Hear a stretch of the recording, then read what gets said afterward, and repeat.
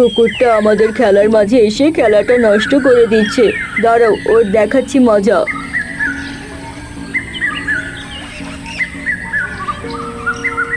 হায় আল্লাহ, এই কুকুরটা তো দেখছি উল্টো আমাকে কামড়াতে আসছে।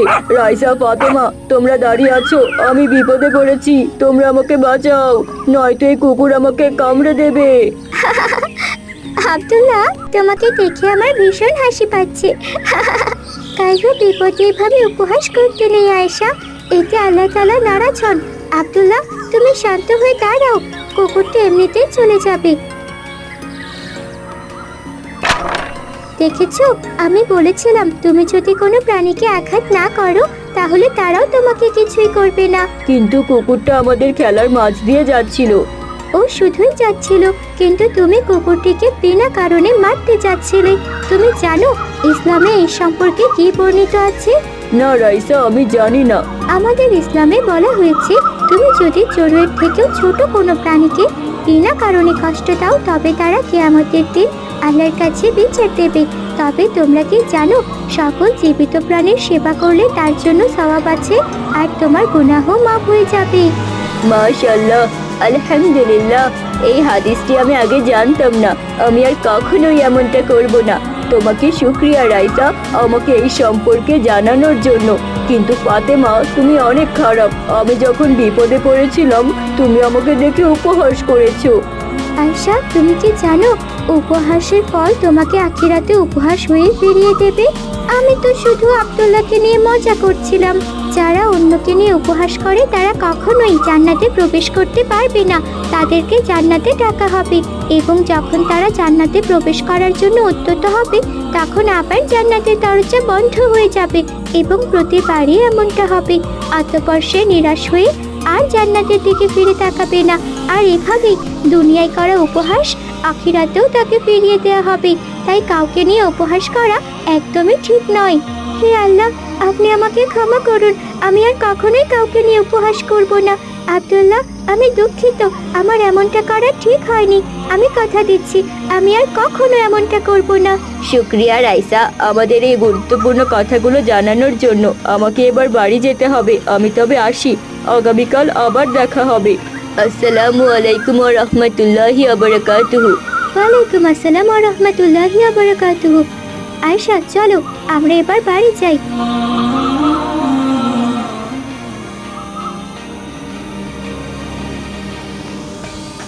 আসসালামু আলাইকুম ওয়া রাহমাতুল্লাহি ওয়া বারাকাতুহু। আম্মি জান, আপনি এখন রান্না করছেন?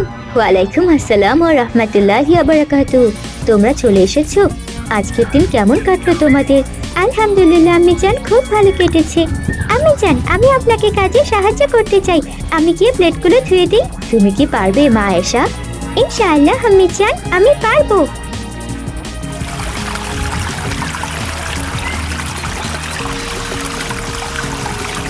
আয়েশা মা, তুমি কি করছো? আম্মি জান, আমি তো প্লেট ধুচ্ছি। হ্যাঁ, তা ঠিক আছে, কিন্তু মা আয়েশা, তুমি এভাবে পানি কেন অপচয় করছো? পানি অপচয় করা অনেক বড় গুনাহ মা। কেন আম্মি জান? পানি তো শেষ নাই, আমরা যতই পানি ব্যবহার করি না কেন। কে বলেছে মা তোমাকে ধুতে হবে না? তুমি এখানে এসে বসো। বলুন আম্মি জান। শোনো মা আয়েশা, আল্লাহ তাআলা দুনিয়ায় অনেক নিয়ামত দিয়েছেন, তার মাঝে একটি হলো পানি, যার সাহায্যে আমরা বেঁচে আছি। আমরা পানির সাহায্যে কত কাজ করি। এই যে তুমি প্লেট ধুচ্ছিলে, যদি আমাদের কাছে পানি না থাকে তাহলে আমরা কিভাবে বাঁচবো বলো? কিন্তু আম্মি জান, আমাদের কাছে তো অনেক পানি আছে। আল্লাহ দেয়া নিয়ামত যতই বেশি হোক না কেন তা একদমই অপচয় করা যাবে না, কারণ আখিরাতে তোমাকে এর জন্য আল্লাহর কাছে জবাবদিহি করতে হবে এবং শাস্তি পেতে হবে। এই পানি আমাদের কাছে আছে বলে আমরা এমনটা বলতে পারি, কিন্তু যাদের কাছে পানি নেই তারা কতটা কষ্ট করে একবার ভেবেছো? এই যে তুমি টিভিতে দেখেছো না, ফিলিস্তিনে কতটা পানির অভাব, তারা খাবার পানিও পাচ্ছে না, অথচ আমাদের কাছে পানি থেকেও আমরা অপচয় করছি। শুকরিয়া আম্মি জান, আমি সত্যিই জানতাম না। সত্যিই আমাদের অপচয় করা থেকে বিরত থাকতে হবে। আখিরাতে আমাদের সবকিছু হিসাব দিতে হবে। একদম ঠিক বলেছো মা আয়েশা। আলহামদুলিল্লাহ, আজ আমি ইসলাম সম্পর্কে অনেক কিছু জানতে পারলাম। আমি এসব কিছু মেনে চলবো ইনশাআল্লাহ। আলহামদুলিল্লাহ মা, যাও এখন গিয়ে পড়তে বসো। তোমার আপু জান এলে খেয়ে ঘুমিয়ে পড়বে। ঠিক আছে আম্মি জান। এখন সবাই ঘুমিয়ে গেছে, আমি চুপচাপ চকলেট খেয়ে নেই। পরে কেউ কিছু বললে বলবো আমি জানি না।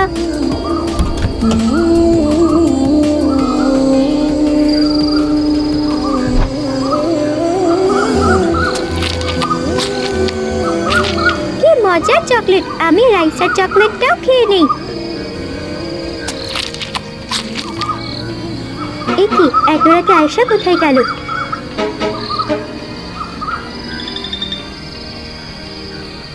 আয়েশা, তুমি এখানে কি করছো?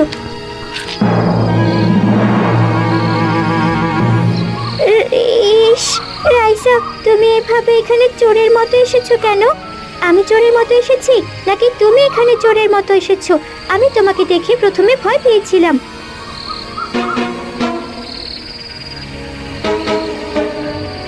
এ কি, তোমরা এখানে কি করছো? আর রাইসা, তুমি এভাবে নিচে পড়ে আছো কেন? আর মুখে চকলেট মেখে রেখেছো কেন? আমি জান এখানেও চকলেট চুরি করে খাচ্ছিল। এ কি, এ তো দেখি নিজের ঘরে নিজে চুরি করছে। রাইসা মা, আমি তোমাকে না করেছিলাম। আমি দুঃখিত আপুজান, আমি চকলেটের লোভ সামলাতে পারছিলাম না। এটা একদম ঠিক করনি তুমি। আমি আর দ্বিতীয়বার এমন কখনো করব না। ঠিক আছে, এবার যাও রুমে গিয়ে ঘুমিয়ে পড়ো। তবে মনে রেখো, বড়দের কথা সব সময় মেনে চলতে হয়। জি আপনি জান।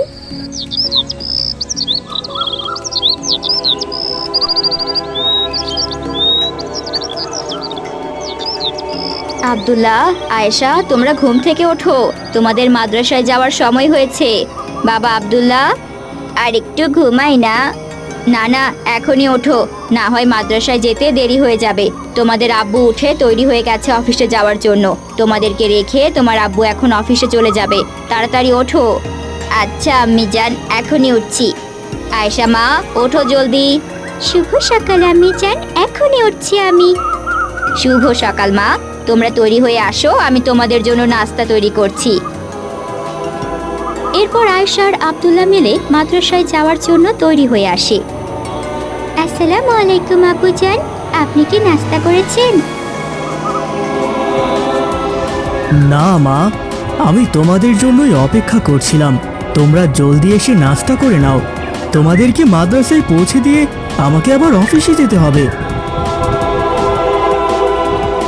আজ আমি নাস্তা করব না, আমার খিদে নেই। এভাবে কেন বলছো ভাইয়া? মাদ্রাসায় গেলেই তো তোমার ভীষণ খিদে পায়। কিন্তু এখন আমার কোনো খিদে নেই, আমি খাবো না। কেন খাবে না বাবা আব্দুল্লাহ? তোমার মা রোজ কত কষ্ট করে রান্না করে জানো? তুমি যদি না খাও তবে তোমার আম্মুর খুব খারাপ লাগবে। খেয়ে নাও বাবা। আচ্ছা ঠিক আছে বাবা, আমি খেয়ে নিচ্ছি।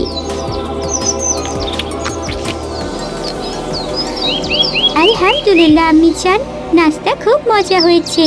জাজাকাল্লাহু খাইরান মা আয়েশা, তোমরা এবার বেরিয়ে পড়ো। আসসালামু আলাইকুম আম্মি জান, আমরা তবে এবার মাদ্রাসার উদ্দেশ্যে রওনা হলাম।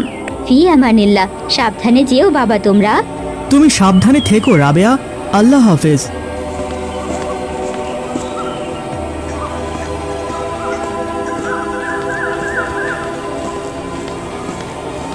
আসসালামু আলাইকুম, কেমন আছো তোমরা? ওয়ালাইকুম আসসালাম, আল্লাহ ভালো রেখেছেন। তোমরা কি জানো, আমার কাছে একটা খুব সুন্দর দেখতে তীর আছে। সেই তীর দিয়ে আমরা খেলতে পারি। আমার মাথায় একটা বুদ্ধি আছে, শুনবে? কি বুদ্ধি আব্দুল্লাহ?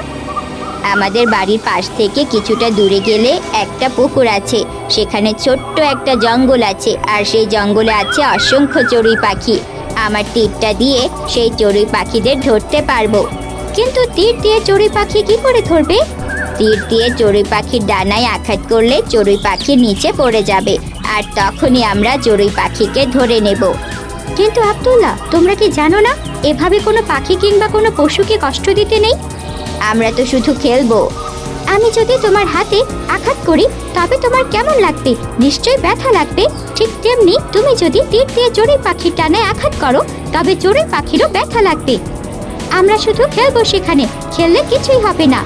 রাসেল ঠিক কথাই বলেছে সোহেল, আমরা শুধু খেলতে চেয়েছি একটু। তবে শোনো, হযরত ইবনে ওমর রাদিয়াল্লাহু আনহু থেকে বর্ণিত, রাসূলুল্লাহ সাল্লাল্লাহু আলাইহি ওয়াসাল্লাম ওই ব্যক্তিকে অভিশাপ দিয়েছেন যে প্রাণীদের অঙ্গচ্ছেদ করে। তাই আমি তোমাদের সাথে যেতে চাই না, কারণ আমি বিনা কারণে কোনো পাখিকে কষ্ট দিয়ে পাপের ভাগীদার হতে চাই না। আমি তোমাদেরকেও না করছি। ঠিক আছে সোহেল, তুমি যেহেতু যেতে চাও না, তবে আমরা তোমাকে আর ডাকবো না। রাসেল, তবে আজ মাদ্রাসা শেষে বিকেলে কিন্তু তুমি চলে এসো। ঠিক আছে আব্দুল্লাহ, তবে এখন আমি আমার শ্রেণীকক্ষে যাই। আল্লাহ হাফিজ। বিকেল হতেই রাসেল আর আব্দুল্লাহ মিলে সেই ছোট জঙ্গলে চলে যায়। সেখানে অনেক চড়ুই পাখির বাসা ছিল। দেখলে রাসেল, আমি বলেছিলাম না এখানে অনেক চড়ুই পাখি রয়েছে? হ্যাঁ সত্যি তো, এখানে তো অনেক চড়ুই পাখি রয়েছে। মাশাআল্লাহ, ওদের দেখতে কত সুন্দর লাগছে। এবার দেখো, আমি এই তীর দিয়ে চড়ুই পাখি ধরবো। এই কথা বলে আব্দুল্লাহ আর রাসেল মিলে তীর দিয়ে চড়ুই পাখির গায়ে আঘাত করতে লাগলো, আর 2-3টে চড়ুই পাখি মাটিতে পড়ে গেল। আব্দুল্লাহ আর রাসেল মিলে চড়ুই পাখিগুলো হাতে তুলে নিল। দেখেছো আমি কত সুন্দর তীর ছুটতে পারি? চলো এই চড়ুই পাখিগুলো নিয়ে পুকুরের পানিতে ছেড়ে দিই। কিন্তু এই চড়ুই পাখিগুলোকে পানিতে ছেড়ে দিলে তো ওরা আর উঠতে পারবে না। চলো দেখা যাক। আব্দুল্লাহ ডানায় আঘাত পাওয়া চড়ুইগুলোকে পানিতে ছেড়ে দিতে চাইলো। ডানায় আঘাত পাওয়া চড়ুই পাখিগুলো পানিতে কিভাবে বাঁচবে তারা সেটা চিন্তাও করলো না। তারা জঙ্গলের ভেতরের পুকুরটার কাছে গিয়ে সেই চড়ুইগুলোকে পানিতে ছেড়ে দিল। চড়ুই পাখিগুলো বাঁচার জন্য চেঁচামেচি শুরু করলো, আর ডানা ঝাপটাতে ঝাপটাতে পুকুরের মাঝ বরাবর চলে গেল। আব্দুল্লাহ, পাখিগুলো তো পুকুরের মাঝে চলে গেল, এবার আমরা ওদেরকে কিভাবে তুলবো? ওরা তো মারা যাবে। হ্যাঁ তাই তো দেখছি, পুকুরটা তো গভীর, আমরা তো নিচেও নামতে পারবো না। আচ্ছা রাসেল, এগুলো বাদ দাও, চলো আমরা বাড়িতে চলে যাই। কাল আবার আসবো, এসে পাখিগুলোকে পানি থেকে তোলার চেষ্টা করব। আচ্ছা ঠিক আছে, চলো।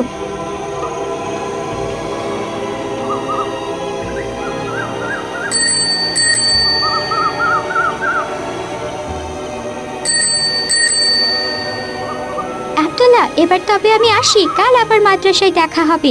আল্লাহ হাফিজ। ঠিক আছে রাসেল, সাবধানে বাড়ি যেও। আল্লাহ হাফিজ। আসসালামু আলাইকুম আম্মি জান, আমি বাড়িতে চলে এসেছি।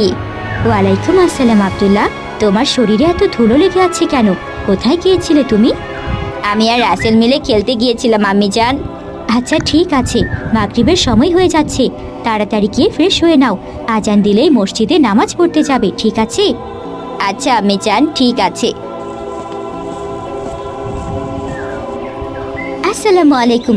রাসেল আর আব্দুল্লাহ, কেমন আছো তোমরা? আলহামদুলিল্লাহ। সোহেল, তুমি কেমন আছো?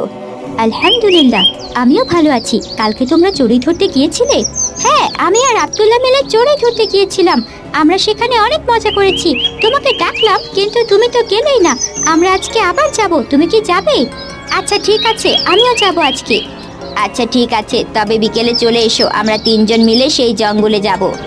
এই কথা বলে তারা তাদের ক্লাসে চলে গেল। বিকেলে আসর নামাজের পরে তারা সবাই একত্রিত হলো, আর তারপর নিজ হাতে নিয়ে সেই জঙ্গলের দিকে গেল। জঙ্গলে যেতে তারা সবার প্রথমে পুকুরের কাছে গেল। গিয়ে দেখলো কালকের চড়ুই পাখিগুলো সেখানে মরে ভেসে আছে। তা দেখে আব্দুল্লাহ বলল, এ কি রাসেল, চড়ুই পাখিগুলো তো মরে ভেসে আছে। হ্যাঁ আব্দুল্লাহ, তাই তো দেখছি। আমরা তো ভেবেছিলাম আজকে এসে পাখিগুলোকে পানি থেকে তুলবো, কিন্তু পাখিগুলো তো মরে আছে। হে আল্লাহ, এখানে তো বেশ কয়েকটা চড়ুই পাখি আছে। তোমরা কালই পাখিগুলোকে পানিতে ছেড়ে দিয়েছিলে? হ্যাঁ সোহেল, আমরা পাখিগুলোকে প্রথমে আঘাত করে মাটিতে ফেলেছিলাম, আর তারপর সেগুলোকে পানিতে নিয়ে ছেড়েছিলাম খেলার জন্য। চড়ুই পাখিগুলো ডানা ঝাপটাতে ঝাপটাতে পুকুরের মাঝে চলে গিয়েছিল, তাই আমরা ভেবেছিলাম আজকে এসে পাখিগুলোকে পানি থেকে তুলবো, কিন্তু এখন তো দেখছি পাখিগুলো মরে গেছে। ছি ছি আব্দুল্লাহ আর রাসেল, এ তোমরা কি করেছো? আজ আমি এসেছিলাম তোমরা কিভাবে খেলো তা দেখার জন্য, কিন্তু আমি তো ভাবতেও পারছি না তোমরা এমন কাজ করেছো। তোমাদের খেলার জন্য কতগুলো নিরীহ পাখি মারা গেল। আল্লাহ তোমাদের ক্ষমা করবেন না। আমি তোমাদের সঙ্গে আর খেলবো না, আমি এখনই চলে যাচ্ছি। সোহেল সেখান থেকে রাগ করে চলে যায়। বাবা আব্দুল্লাহ, কি হয়েছে তোমার? আজ তোমার মন খারাপ লাগছে? হ্যাঁ মা, আজকে ভাইয়া আমার সাথেও কথা বলেনি। বাবা, কি হয়েছে তোমার? তোমাকে কেউ কি কিছু বলেছে? না আব্বুজান, আমাকে কেউ কিছু বলেনি। আমার খাওয়া হয়ে গেছে, আমি রুমে গিয়ে শুয়ে পড়ি, আমার ঘুম পেয়েছে। আব্দুল্লাহর আবার কি হলো? কে জানে, হয়তোবা কোনো কিছু নিয়ে মন খারাপ হয়েছে। থাক, ওকে আর কিছু বলো না, ও ঘুমিয়ে পড়ুক, অনেক রাত হয়েছে। এ কি, তোমরা কি করছো? আমাকে তোমরা ছেড়ে দাও। আমরা কিছুতেই তোমাকে ছাড়তে পারবো না। আমাদের চোরই মহারাজের আদেশে আমরা তোমাকে নিয়ে যাব। না, আমি তোমাদের সঙ্গে যাব না। মহারাজ, এই হলো সেই মানুষ ছেলে যে আমাদের বন্ধুদেরকে মেরেছে। আপনি এই মানুষ ছেলের শাস্তি দিন। তোমরাই বলো এই ছেলের কি শাস্তি হওয়া উচিত? এই ছেলে বিনা কারণে আমাদের রাজ্যের চড়ুই পাখিদেরকে মেরেছে। মহারাজ, আপনি শুধু একবার আদেশ করুন, এই মানুষ ছেলেকে আমি কিনে খাবো। না না চড়ুই, তা করা যাবে না। এভাবে করলে তো ওর আর আমাদের মাঝে কোনো পার্থক্য থাকলো না। মহারাজ, তাহলে ওকে আমরা হাত বেঁধে পানিতে ছেড়ে দিই। তোমরা কি বলছো? তোমরা যদি আমার হাত বেঁধে পানিতে ফেলে দাও তাহলে তো আমি মারা যাব। হাত বাঁধা থাকলে তো আমি সাঁতারও কাটতে পারবো না। সে কি কথা? তুমি সাঁতার কেন কাটতে পারবে না হাত বেঁধে দিলে? হাত বাঁধা থাকলে তো আমি সাঁতার কাটতে পারবো না। কিন্তু তুমি তো আমার রাজ্যের চড়ুইদেরকে ডানায় আঘাত করেছিলে আর তারপর তাদেরকে পানিতে ফেলে রেখেছিলে। আমরা তো জানতাম না যে চড়ুই পাখিগুলো মারা যাবে। আমরা ভেবেছিলাম পরের দিন গিয়ে চড়ুই পাখিদেরকে উঠিয়ে নিয়ে আসব, আর নয়তো পাখিরা নিজেই চলে যাবে। তোমার হাত বাঁধা থাকলে তুমি সাঁতার কাটতে পারবে না, তাই তো? তুমি চড়ুইদের ডানায় আঘাত করে তাদেরকে পানিতে ফেলে রেখেছিলে। তারা কিভাবে বেঁচে যেত বলো তো? পাখিরা তো মানুষের মতো কথা বলতে পারে না, তাই চড়ুইরা তাদের আঘাতের কথাও তোমাদেরকে বলতে পারেনি। অথচ তোমরা চড়ুইদেরকে মেরে ফেললে। চড়ুইরা, তোমরা এক্ষুনি এই মানুষ ছেলেকে ধরে হাত বেঁধে পানিতে ফেলে রেখে এসো। ঠিক আছে মহারাজ, আমরা তাই করছি। না না, তোমরা আমাকে ছেড়ে দাও। আমার ভুল হয়েছে, আমার ভুল হয়েছে। আমি আর কখনোই এমন করব না। না, তোমার কোনো ক্ষমা নেই। তোমাকে তোমার কর্মের শাস্তি পেতেই হবে। না, তোমরা আমাকে ছেড়ে দাও। আমি আর কখনোই এমন করব না। বাবা আব্দুল্লাহ, কি হয়েছে বাবা? তুমি কি কোনো খারাপ স্বপ্ন দেখেছো? রাবেয়ার ডাকে আব্দুল্লাহর ঘুম ভেঙে গেল। ঘুম ভাঙতেই আব্দুল্লাহ একটা স্বস্তির নিঃশ্বাস ফেলল এবং তার মাকে সমস্ত ঘটনা খুলে বলল। সব কথা শুনে তার মা রাবেয়া বলল, তুমি ভারী অন্যায় করেছো আব্দুল্লাহ। তোমার কারণে এতগুলো চড়ুই পাখি মারা গেল। এতে তোমার অনেক পাপ হয়েছে। তুমি কি জানো ইসলামে এই সম্পর্কে কি বলা হয়েছে? না আমি জানি না। রাসূলুল্লাহ সাল্লাল্লাহু আলাইহি ওয়াসাল্লাম বলেছেন, যে ব্যক্তি অহেতুক কোনো চড়ুই পাখিকে মেরে ফেলল, কিয়ামতের দিন পাখিটি আল্লাহর কাছে এই বলে নালিশ করবে যে, হে আল্লাহ, ওই ব্যক্তিটি আমাকে অহেতুক হত্যা করেছে। তা শুনে আল্লাহ তাআলা তোমাকে শাস্তি দেবেন। আমি আমার ভুল বুঝতে পেরেছি আমি আর কখনো এমনটা করব না। আমি জানি আল্লাহ আমাকে ক্ষমা করবেন না। তুমি নামাজ শেষে আল্লাহর কাছে প্রার্থনা করবে যেন আল্লাহ তোমাকে ক্ষমা করে দেন, আর কখনো তুমি এমনটা করো না। আব্দুল্লাহ তার ভুল বুঝতে পারে আর তারপর থেকে কখনোই কোনো পাখি কিংবা পশুকে আঘাত করে না।